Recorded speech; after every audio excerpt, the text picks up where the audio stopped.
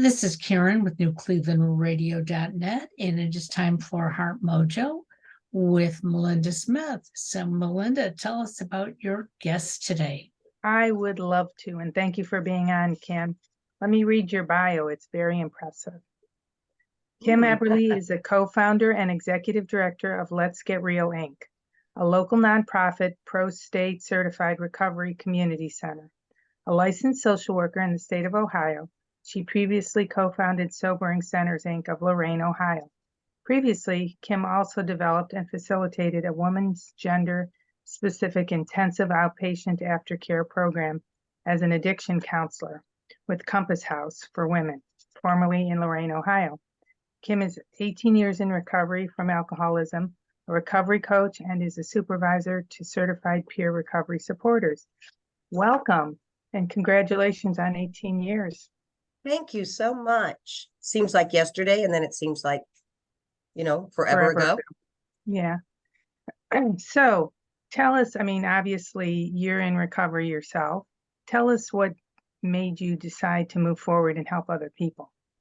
I'd always been, I don't even know how to describe it. I guess a social worker by trade.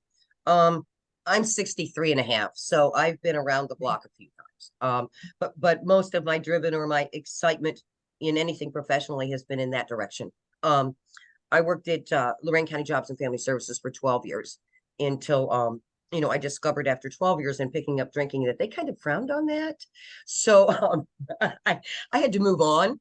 But, the journey of life is the journey of life. And it brought me in other directions specific to addiction counseling. And this place, Let's Get Real, when I opened, it was just, I think I'll open. There seems to be a heroin problem. There seems to be heroin stigma about a heroin problem. Everybody's denying there's a heroin problem, but people are dropping dead in the street. And I apologize, Melinda and Karen. I'm a real straight shooter and I talk straight. That's just how I am. But there's youth dying everywhere and we're all pretending this isn't a problem. So I found a friend of mine in Alcoholics Anonymous who had purchased a building, and he said, you could have those 2 rooms over there and just see if you can help. Another brilliant counselor, addiction counselor, and a mental health provider, friend of mine, said, let's just open an office and see if anybody needs help. My husband laughed at the time that I felt I was just going to sit around, drink some coffee, see if anybody wanted to call, have a donut, and in 6 months, it just blew up. The services needed just blew up. We started out at Let's Get Real in 2013, August 2013, with a desk donated by the library in Vermilion, Ohio, with a phone system donated by a friend of mine in AA, whose aunt had passed and had a giant phone system. She was a real estate agent.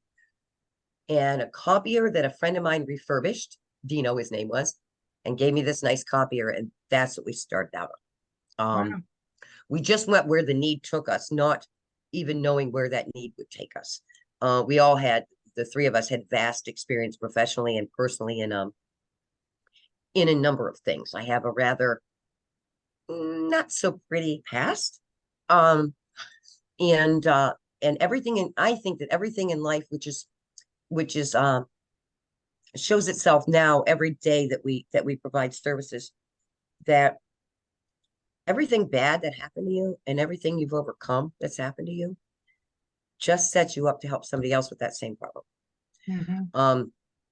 And although it's ugly to go through, the value of what you learn personally, and if you can pass through those doors of that anguish, if you will, it just so better serves you to help someone else. And before I knew it, we just ballooned up to where Let's Get Real.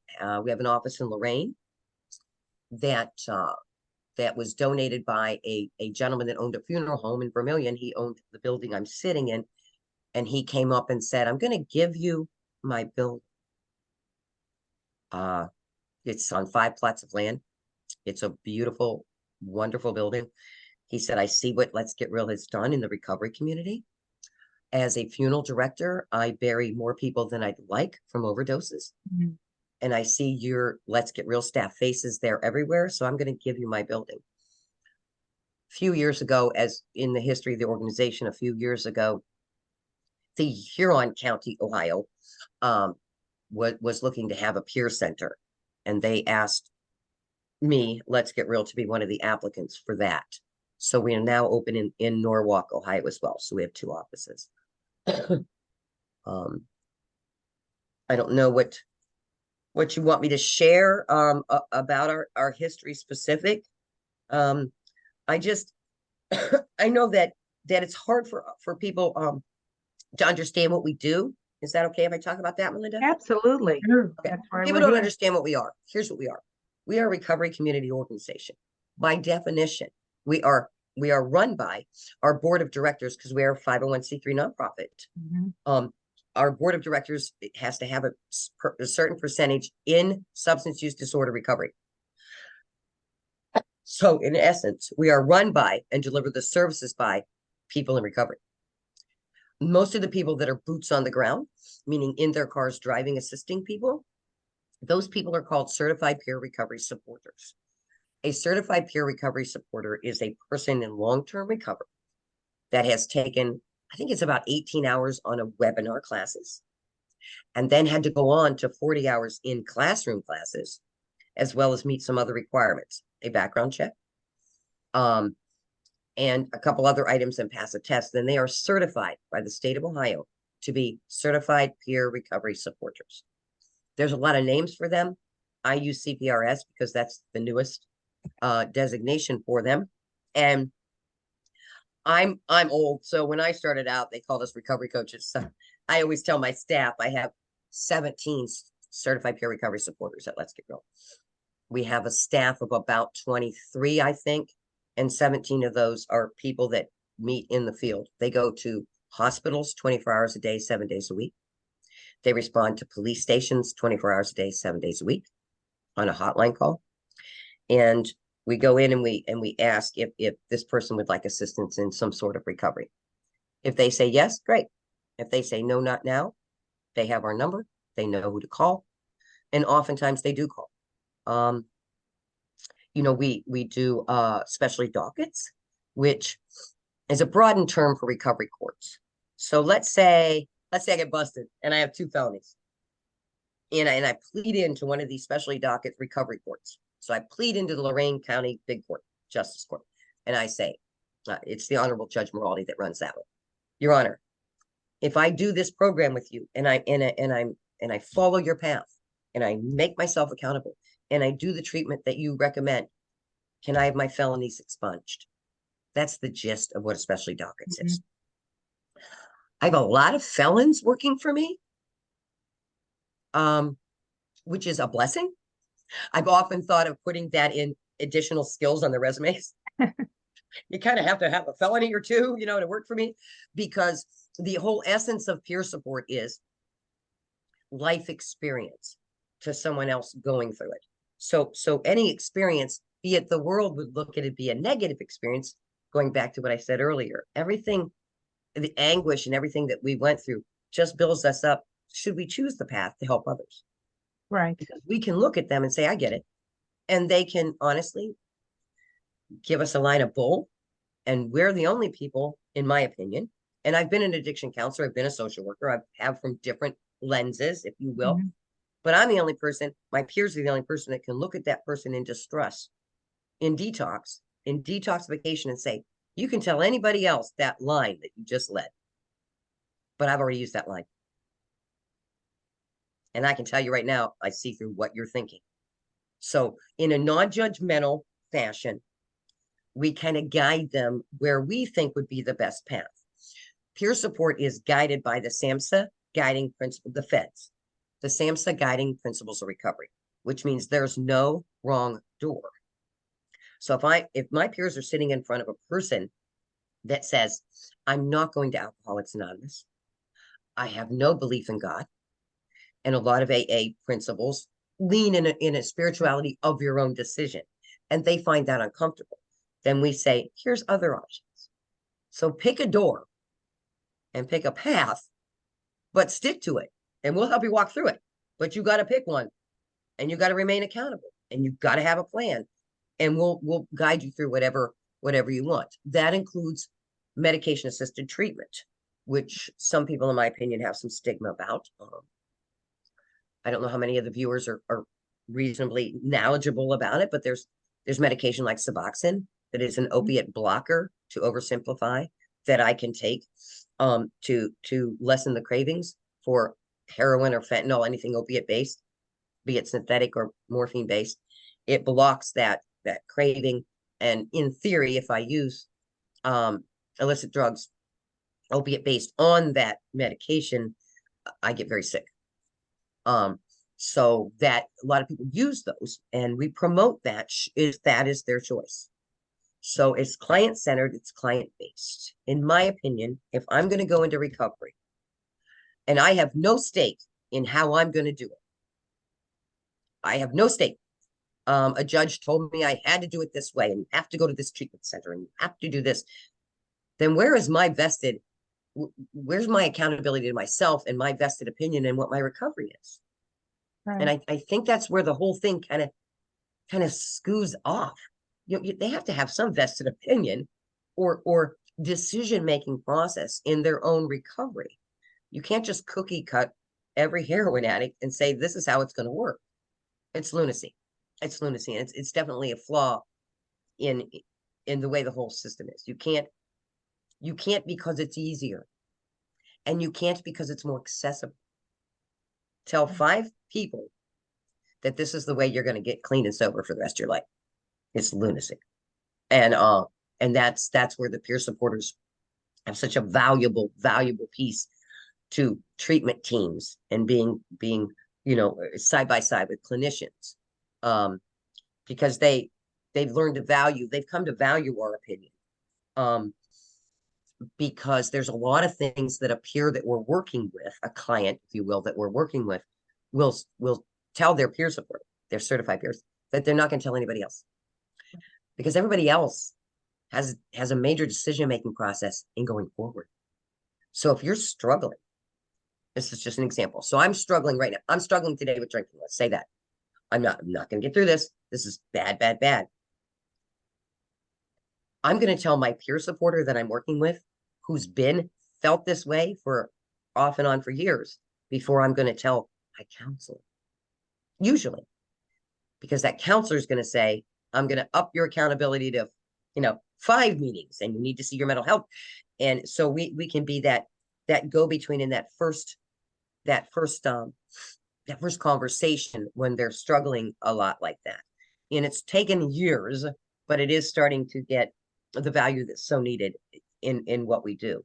And a lot of my peer supporters are like, I feel like I'm not, like I'm part of the team, and I'm part of this group of people, but I'm really not.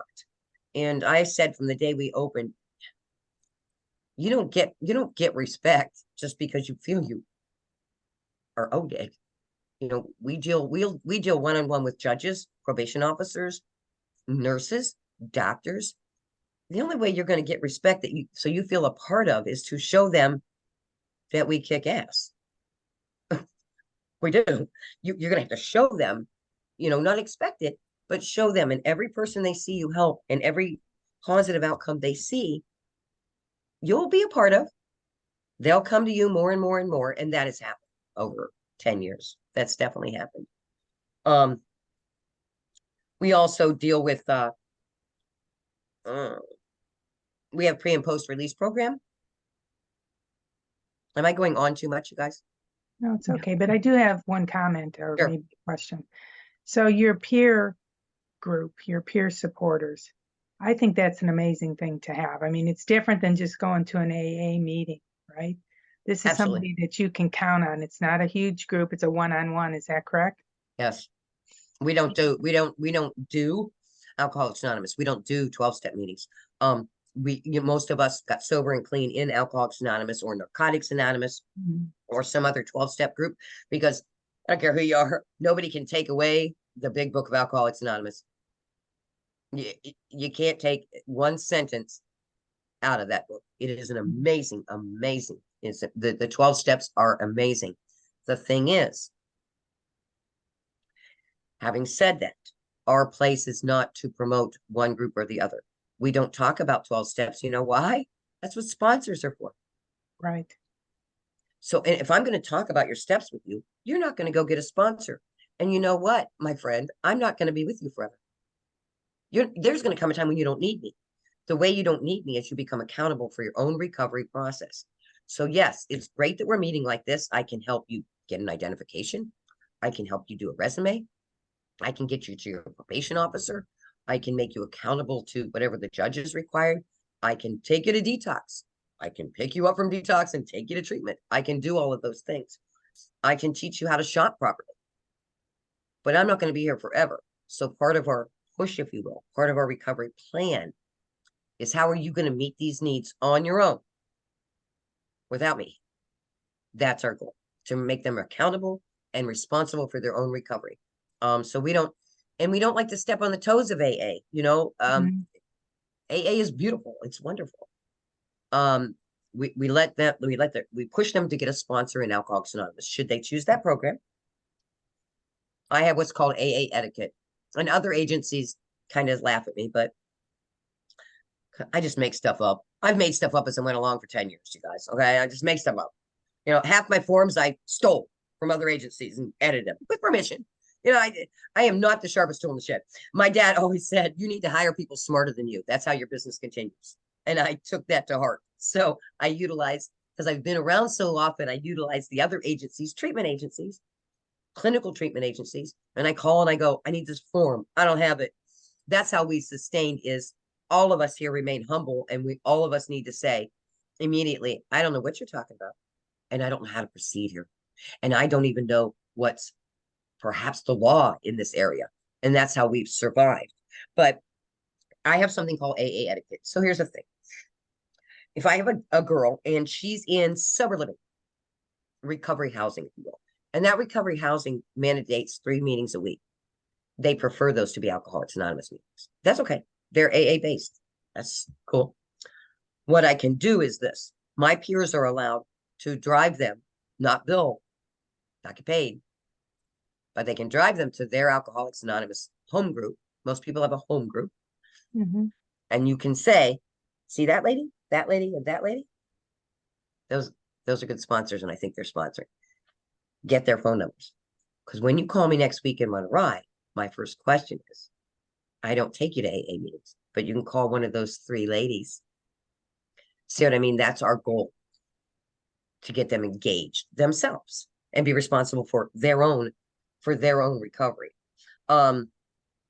And that's what some people don't understand about peer support. They think we're like sponsoring people. We're not. You know, the definition of peer support probably rings closer to a case manager than anything in a 12-step program. We do abide by it, and we have boundaries and ethics, kind of close to social work in the HIPAA compliance, and I won't tell your business, and they have to be on a release form to share things like that. So it's kind of closer to that. But we also do pre and post release programs in both counties. That means inmates in Huron County Jail and LORAIN County Jail are referred to us, and they call us on a regular basis, and we go see them. To perpetuate, we're hoping, a continuum of service. So upon release, you talk to John 5 times on the phone while you were locked up. John's going to pick you up, and we have you a bed at a recovery house. We do that as well. We also do a recovery ride, which is in Huron County alone, but we were able to purchase a vehicle through a grant, and we drive people around. Okay, let's say I've been sober for 8 months, and I'm almost done with my treatment, and I don't have a license or a vehicle. But if I don't make it to these 4 dental appointments, I'm probably going to relapse because I'm in so much pain. I have no one to drive me. So that's just an example of the recovery ride. It transports people to needed appointments for those in recovery to remove any barriers to continued recovery. So some of the examples are going to your probation officer, going to a dentist, going to a medical doctor, going to treatment for outpatient 3 times a week. We utilize this vehicle, and we have a recovery rider, and we drive them there. There isn't huge in Lorain County, Huron County, there isn't really a transit system Mhm. or a bus system that's at best convenient, would be good, but it also affords a time to be with someone that's in long-term recovery. Right. So the driver's in long-term recovery, and you can be walking in the back, and Bill will be like, listen, I've been through this. You're in a recovery house. Follow the rules. This is the way it is.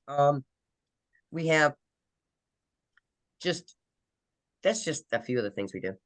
I mean, Yeah, I read your list. You have a lot. It We have a sounds lot. like you help point people. So if somebody, let's say they're not coming from court. Let's say they're watching this today or they come across it on the internet. Sounds like you help point them in the right direction for them. Is that correct?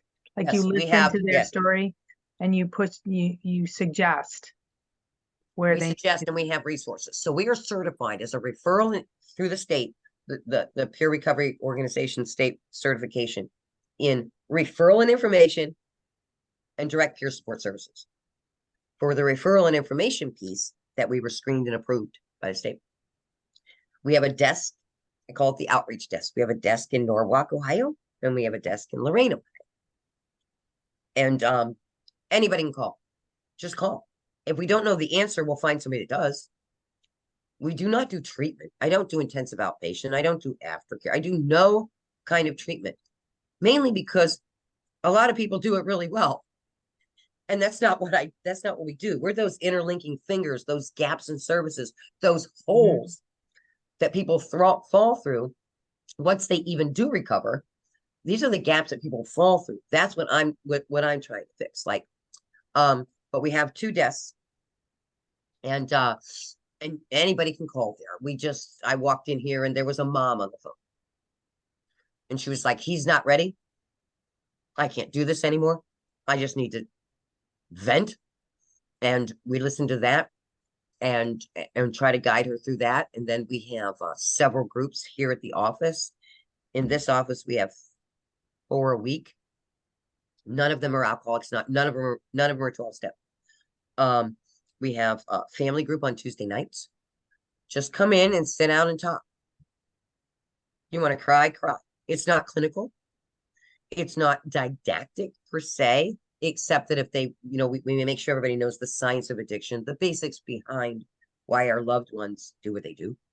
And we have that group every single Tuesday night. Tuesday nights, we also have something that I've never found, is a kids rock group. So we have a licensed social worker that does the kids rock group. And what they do is they learn. So my dad's relapsed a few times. He gets clean and then relapses, he messes up again, then he gets clean. So the kids in these groups, not all this is free of charge, by the way. Nothing we do is paid by the clients that we're serving as peers. So it's all free. By blessings of grants and donations, so they learn things like, they call it the 7 C's. What these kids are learning is the basics of the science of addiction on their age level. What's happening in mommy's head? What's happening in daddy's head? Why this is a real disease, like diabetes. It's a real disease, like heart disease. It's a real thing. It's not something that they're choosing to do because they don't love you. Once they've crossed that line, it's a disease. Right. I've known clinicians for years that don't believe that. I mean, the DSM, the Diagnostic Service Manual for doctors and stuff is named alcoholism and drug addiction a disease since, I don't know, 1970 maybe, and nobody still believes it. It's our choice. I became an alcoholic just because I was a weak woman and I just wanted to drink my troubles away. Okay, come on. But anyway, don't get me going on that because I'll go for hours. So we teach them this. Then we teach them, I didn't cause it. I can't control it. I can't cure it. I have to communicate my feelings. I have to care for myself. And there's 2 other ones that Kim can never remember. I can never remember the other day, ever. But those are just the 5 gives you guys, your viewers a chance to know what I'm talking about. And it's a beautiful thing. And the thing is, there's no boundaries as to eligibility for it, other than the ability to sit in a group the ability to read some of the stuff. So we've had to restrict some age limits. And we do it for an hour and a half because that's when family group runs. The kids are in our basement. We have a big basement all set up, and they do things like journaling. Journal, and the only one that sees that is the facilitator of that group. Mom and dad aren't seeing. Nobody's seen it. You just journal your heart away. But we literally had a kid that used to come for years, and his dad could not. He just couldn't pull it together. He could do a year, and he just couldn't pull it together. So he, instead of going downstairs, this just makes my heart saddened, but then makes my heart glad that we're making some sort of difference in that in that respect. He walks into family group, the adult group, and he sits down. We're like, what's going on? Well, we all know what relapse is. And I'm like holding my breath. He's 8. I said, yes, we do. Do you want to talk about it? Well, he did it again. He was in the bathtub with a needle in his arm. I called 911, and he's stoic. He's not crying. And I said, so what's going to happen now? He said, I have to live with grandma forever now. And I said, do you want to talk some more about it? And he goes, nope, I'm going downstairs. And he goes down to kids group, finishes the whole group. And we were just, I mean, our mouths were just, none of us could speak. Flabbergasted. Now, as sad and horrible as that is, that dad has now been clean and sober 4 years, is married, has another child. They get along fine. He's a stand-up guy. And my everybody was crying, and I said, you know, I feel not to be prideful of myself, certainly, but of the facilitator. She taught him how to handle that. She taught him how to get through that and handle that. Right. I have And to when tell you, as Go ahead. an adult child of an alcoholic background, We have that group. We have adult children of alcoholics group here. I was going to ask that question. I mean, as a child going through that with my dad and his entire family, his mother, his father, his brother, everyone was an alcoholic. It is amazing that myself and my brother, who recently passed, we never became alcoholics. I was so horrified by behavior that it's not that I don't drink, I do. I just never let myself get to that point because I saw what it could do. But it would have been nice as a child to have what you're offering, to be able to deal with it over time. So do you find that you have adults that come to you just to, maybe it's been the trauma of it's been sitting on them for a long time and they have to talk? Yeah, and we started an adult, Melanie, who's been with me for years and is our grant writer. She's an adult child of an alcoholic. And actually the book we use, it is kind of a step book. I think there might be 8 steps in it, but it's adult children of alcoholics and dysfunctional families. And that is a very well received group. It's every Friday night, and they have a lot of people here, just what you're talking about, to work through those things that they've lived with their whole lives and possibly never addressed.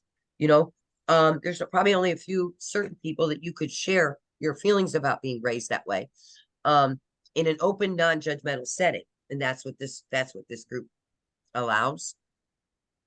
Again, I'm trying to hit things that nobody does. I don't have to do an Alcoholics Anonymous. I love Alcoholics Anonymous. I'm in Lorain County. We're like the godfather of AA. Okay, I can find 5 meetings like now if I walk out the door. So I'm trying to do what other people don't offer, all those gaps in services. And I think that you know, we do a SMART recovery group.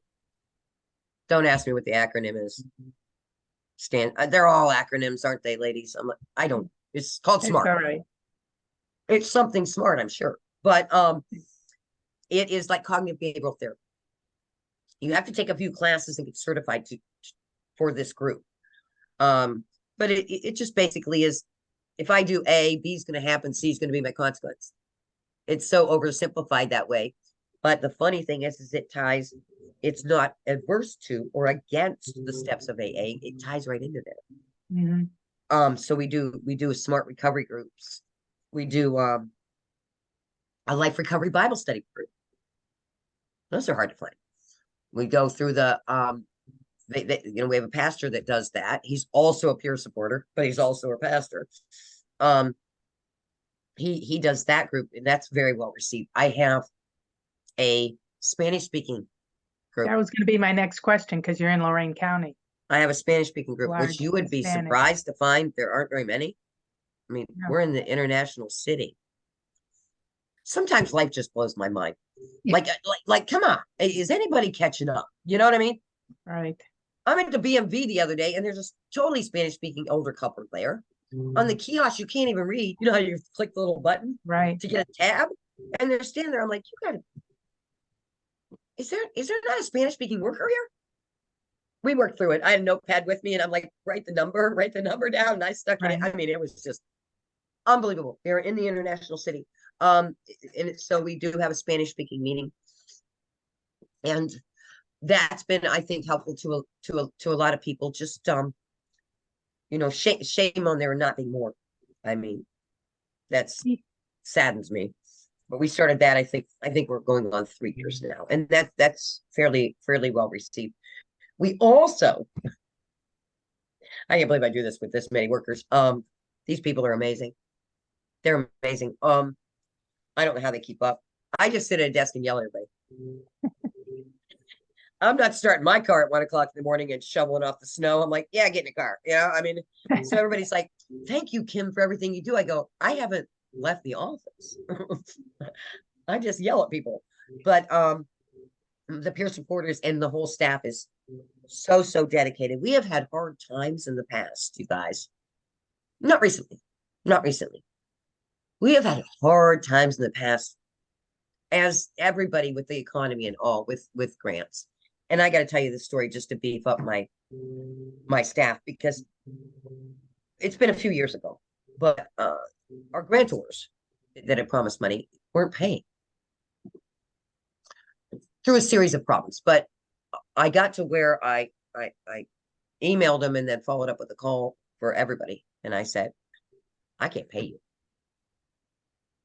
So anybody that would like to bail now can and probably should.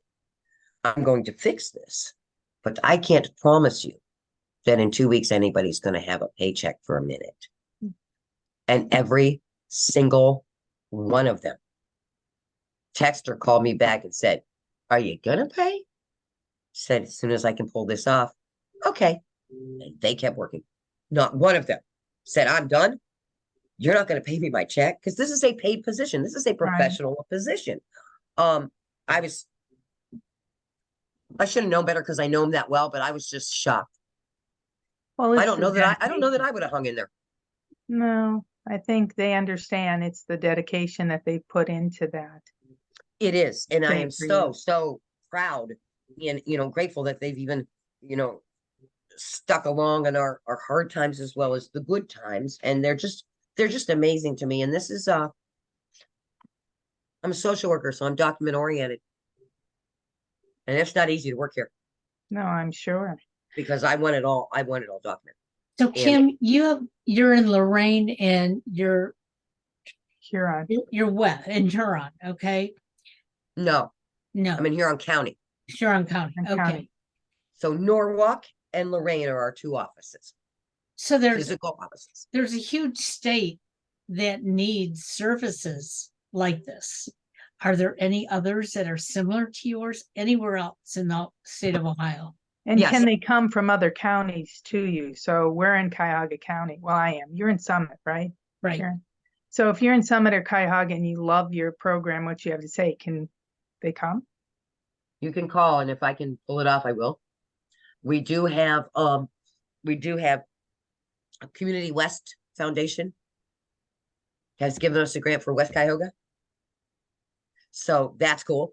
And so in answer to your question, this is going to sound vague, and I don't mean to sound vague. It's okay. Just call. And then what we'll do is what we always do, if there's another RCO, Recovery Community Organization, or another group that we think can help, we're just going to call them. Got it. Which happens. There are some other RCOs. We are RCO, Recovery Community Organization, has different models, if you will. Some of those models are what's called a clubhouse model. Their focus is on having a drop-in center, having place to go, having 25 meetings a week, doing, it's different. Mhm. It's different than what we do. There's a place called Sandusky Artisans in Sandusky, Ohio, that if you live right around there and you call, I'm going to say you should probably call Artisans. There's no territory here. There's what's convenient and who can serve your needs. If you call in and it's mainly mental health, the acute phase or what you're going through is mental health, we're going to pull our books and refer you to somebody that can help you. And then we're going to say, if they don't do anything for you, you call me back and we'll work on it again. But yes, in answer to your question, I have pockets of little grants in different geographical areas that I can usually help. And oftentimes, even if I don't have the reimbursable money, if we're able and have the staff capabilities, we're going to go anyway.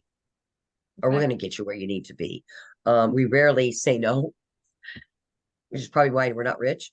But no, it really is why we are a true nonprofit. Like I'm in the black, but I'm in the black annually.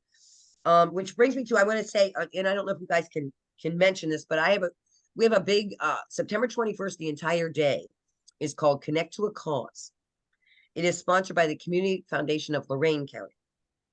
So on September 21st, from 8 a.m. to 8 p.m., it's this big sponsored again by the Community Foundation of Lorain County. They have a big Connect to a Cause. So you can call in, or you can click on my website and you can donate any kind of money for Connect to a Cause. It's the first time we've been on this.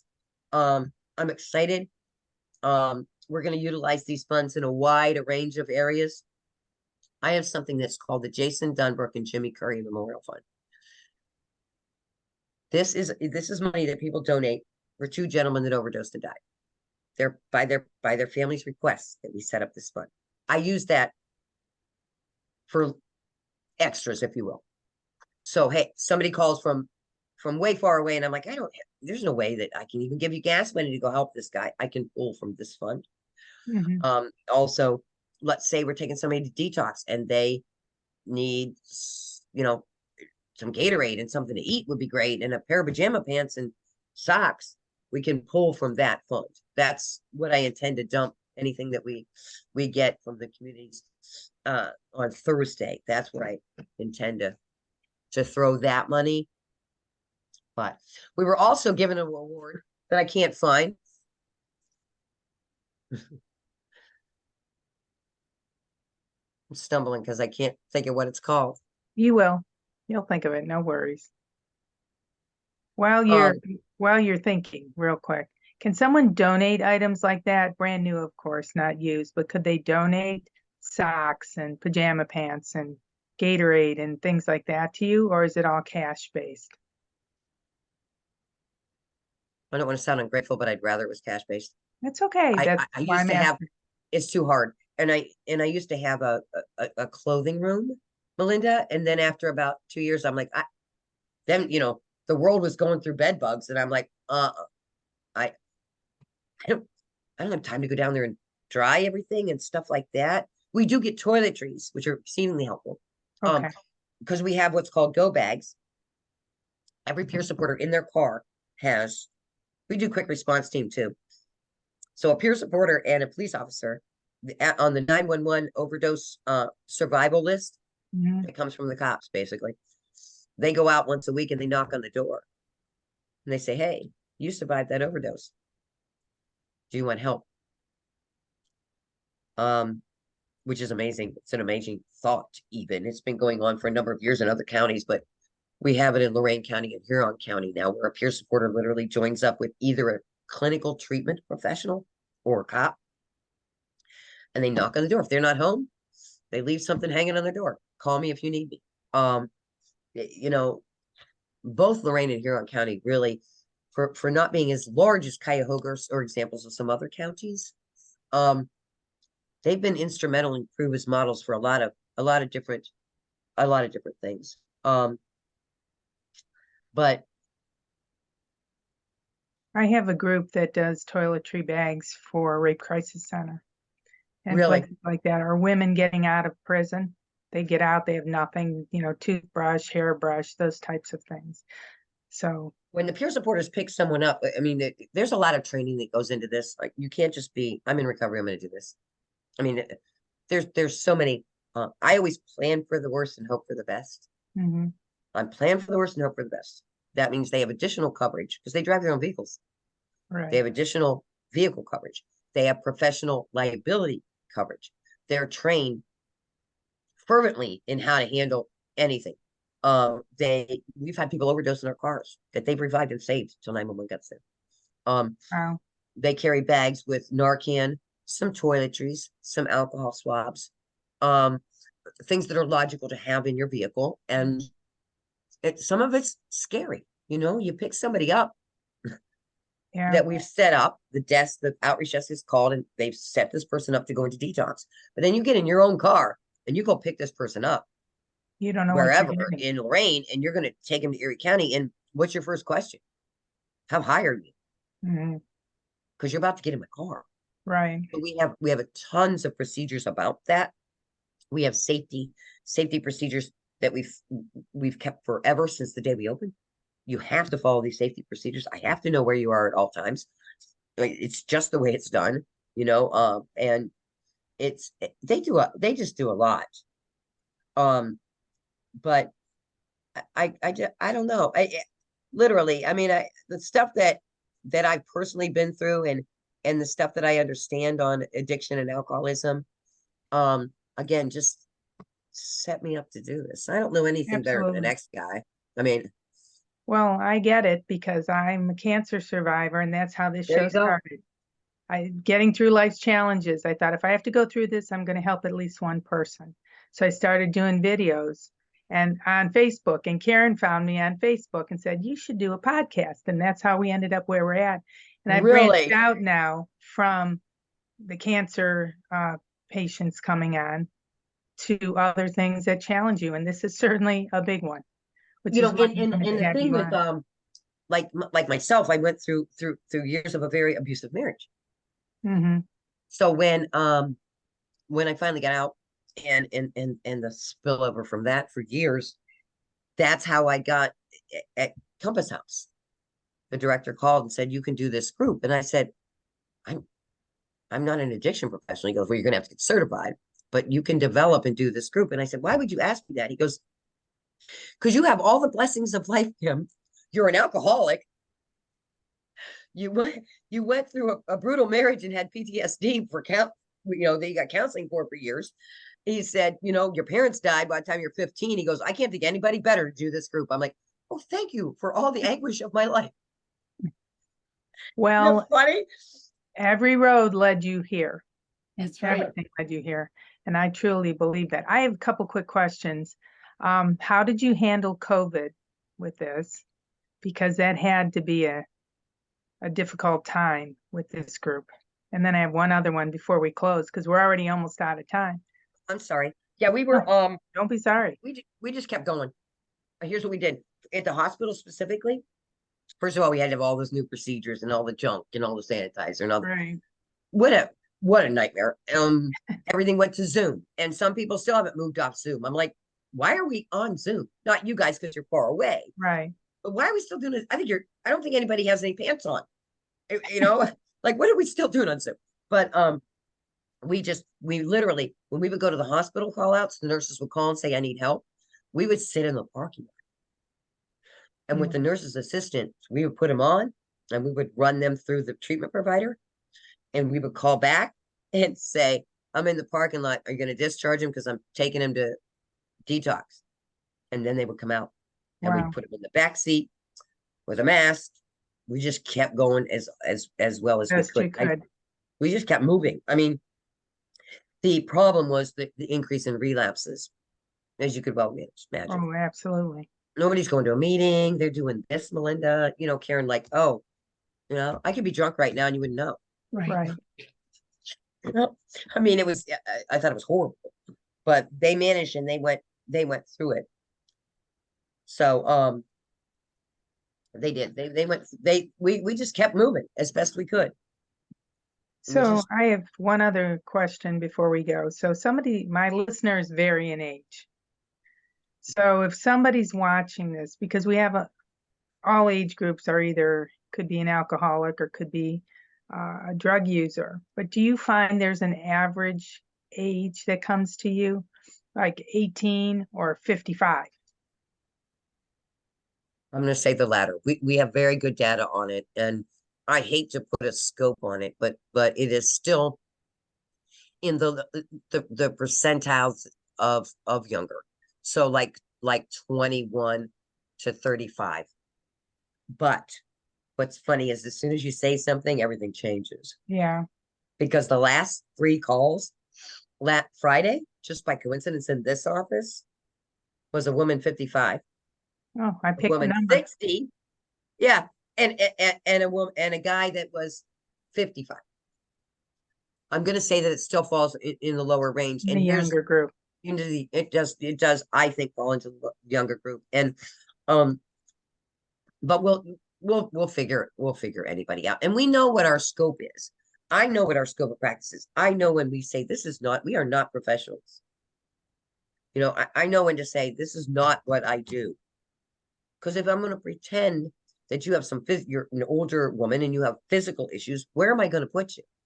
I'm not going to pretend I can put you somewhere. So we're just going to deal as it comes along. We're just going to pull our resource book. We're going to see what we can do. So you don't really have a senior, in quotes. I do a lot in the senior community, a senior group. No, which is interesting. I don't know why we don't. You mean like a support group? Yeah. Part of the reason I'm asking that too is I have a client who has cancer, and she has to take, narcotics for the cancer. And they think she's a drug addict. Now, there are people who are 80 years old and still drug addicts. So my question is, are there groups for that? Not for her. She doesn't really, it's not an issue, but for seniors. Yes. I mean, we welcome anybody that's willing to come or talk. I had a woman, which puts me in mind of what you're talking about. And she was 75. And she was on Xanax and Percocets forever. And here was the thing, Melinda. Her daughter called us first. And I said, does this affect her life for real? Like, are there negative consequences here? Because she was a survivor of cancer too. And that's where the Percocet specific. Because you know what? She's 75. She's been through this horrible thing. I'm asking you to make a decision if even book wise, if she classifies as an addict. Right. She has reoccurring pain. Is she an addict? I mean, I'm not going to judge anybody. Of course, in the definition of addiction is that it's negative. You continue to use despite harmful consequences in your life. So that's my question. Right. What harmful consequences other than you're in recovery yourself and you're looking at her eating all these Xanax and Percocet? Like, is she falling down? But in answer to your question, anybody can call and anybody can come. And if they just need to explore their own, maybe I have an addiction problem, that's okay too. Yeah. Just call one of the offices and we'll talk through it. But I've known, as you probably know, Melinda, I've known people that were heavy drinkers their whole life. Right. Never missed a day of work. Right. You know what it does? Yeah, you're functioning alcoholics. It kills you sooner. I mean, I have several uncles that worked till they were 68 years old, drank whiskey every gallons, never missed work. It just cut their life short. Well, and then you had a group like my great-grandfather who had his Cafe Royale every morning with a shot of whiskey in it, lived to 86, outlived 3 wives. That was my Aunt Shirley. Yep, that was my Aunt Shirley. And the disease of alcoholism, specifically, like any disease, is a progressive disease. Right. I had 17 years raising my kids and having kids. I didn't drink. I once in a while I drank, probably like you do. It never affected me. I drank like a fish and did drugs like a fish till I was 18. And then went through college, got my kids, it just sat there and waited for me. It sat on my shoulder saying, pick it up again. And I did. When I finally left my marriage. And 2 years, it took me down. I lost everything I owned, my job, everything in 2 years. So my point would be to the listeners, if anybody has one point I would love to make is, if any disease like this, addiction alcohol is a progressive disease. If you pick back up, having made the conscious decision to not use for whatever period of time, it's just waiting. And you will not start again, like when you're a teenager, just having a few glasses of wine, smoking a little weed. You will start where you stopped, and it will kill you. It's a progressive disease. Look it up, and that's it. So when, or God forbid that happens to anybody listening, you need to just call, no matter where you are and where you live, and maybe we can help you out. Maybe we can steer you in the right direction. I don't think we could end on a better note. That's Okay. perfect. So how do they reach out to you? Do you have a phone number, your website that you can just let our listeners know? Oh, come on. You know I'm going to have to read this. Okay. The Lorain County office number is 440-963-7042. The Huron County office, which is Norwalk, Ohio, is 567-743-7130. We have a hotline, but because of money restrictions, honestly, the hotline is only for police officers and hospitals. So that will be accessible to the public. Our Website? our website is www.letsgetrealinc.org. So it's LETSGETREALINC.org. All lowercase. I don't even know if that matters. I don't think so. I don't know anymore. I'm old. It I used can't to keep up. matter. I don't think it does. That's why I hire those smarter people. Okay, because I don't know. And we have two different Facebooks. One is Let's Get Real Inc. at gmail.com. Wrong one. And we have Let's Get Real Inc. on Facebook. Both Huron County and Lorain County we have a Facebook page. Awesome. You put And in they Let's can- Get Real, your Inc. And they can donate from your website. Absolutely. And if you're going to do Connect to a Cause on Thursday, the 21st, Mhm. it's from 8 a.m. and 8 p.m. And if you go on in there, if anybody feels like it or feels generous, you know, $1, I don't care. I don't care what it is. You just go in and you put it, it'll streamline you off Facebook or website. It'll streamline you to, and it'll say Connect to a Cause. Awesome. Well, Kim, thank you. It's been very enlightening. I love what you do. Like I said, coming from that background, it means a lot to me that there's somebody out there like you making a difference. Truly. Thank you. So thank you for being on today. Thank you. Thank you so much. Thanks, Karen. Thank you and best of luck. And we're going to make sure all this information is in the show notes. No reason why not to support you. Thank Have you a so great much. I day. appreciate you guys. Thank you. Bye. Bye now.